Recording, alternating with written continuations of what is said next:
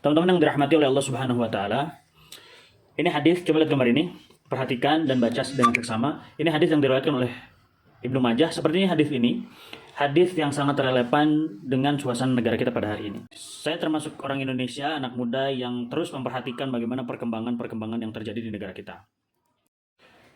Begitu banyak hal yang menyedihkan di negeri kita, tapi tidak sedikit juga hal-hal yang membahagiakan di negeri kita.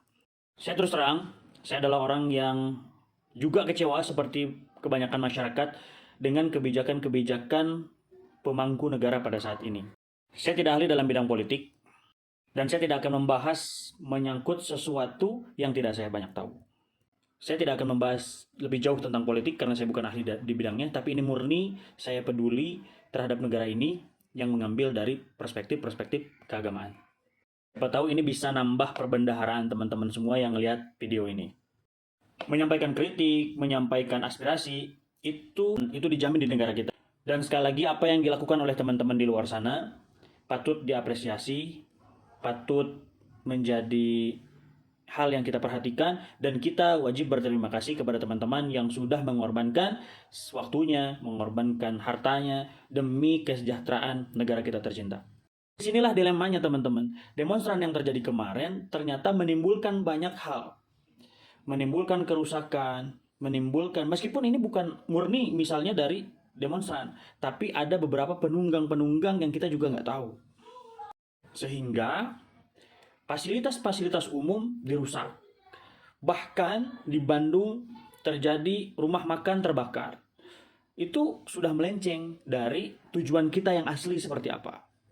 Meleset dari apa yang kita inginkan. Kalau fasilitas umum sudah rusak, bahkan terjadi penjarahan di mana-mana, ini melenceng dari syariat Islam, juga dari sisi kemanusiaan, teman-teman. Hal yang tadinya harusnya positif, malah jadi negatif. Kalau sudah berbicara dari perspektif agama, ini betul-betul dilarang sesuai dengan hadis di atas ini. Qala Nabi SAW, la dharar wa la dirar. Kita tidak boleh melakukan sesuatu yang membahayakan diri kita sendiri. Islam itu sangat menghormati jiwa seseorang. Jiwa seorang muslim itu lebih berharga dari Ka'bah. Coba bayangkan, boleh dibayangkan oleh teman-teman. Ketika Ka'bah dirusak atau dilempari batu, mungkin seluruh umat Islam di dunia akan marah, bahkan non-muslim pun bisa marah. Nah, jiwa orang muslim, jiwa manusia itu lebih berharga ketimbang Ka'bah. Kemudian wala diror, juga kita tidak boleh melakukan sesuatu yang membahayakan orang lain, termasuk merusak fasilitas umum, termasuk menjarah. Jadi Islam datang itu rahmatan lil alamin. Apa? Menjaga apa? Islam datang untuk menjaga jiwa, untuk menjaga agama, bahkan untuk menjaga harta, menjaga keturunan, menjaga akal dan lain sebagainya. Cuma kadang-kadang ada perspektif lain. Kalau tidak terjadi hal seperti ini, mungkin tidak didengar oleh pemangku dan penyelenggara kenegaraan ini, yaitu yang kita sebut pemerintah.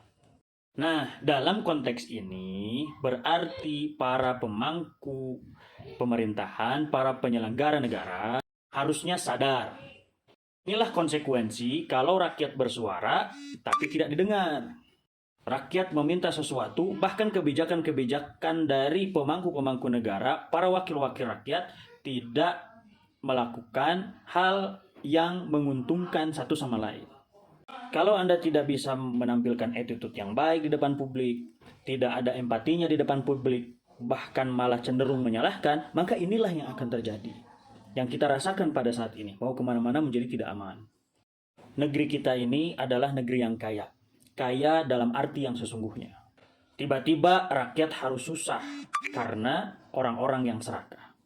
Terakhir, ini penting dicatat. Inilah waktu yang tepat untuk Bapak Presiden, Bapak Gubernur, Bapak Wali Kota, Bapak DPR untuk mengevaluasi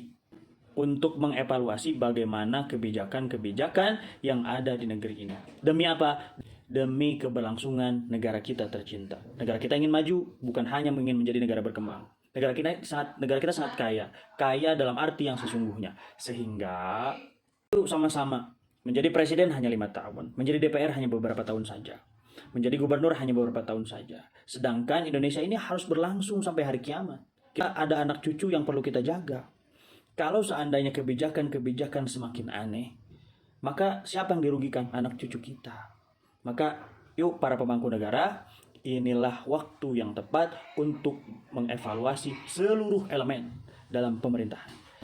Itu mungkin yang bisa saya sampaikan dulu. Mudah-mudahan bisa bermanfaat. La doror wala diror.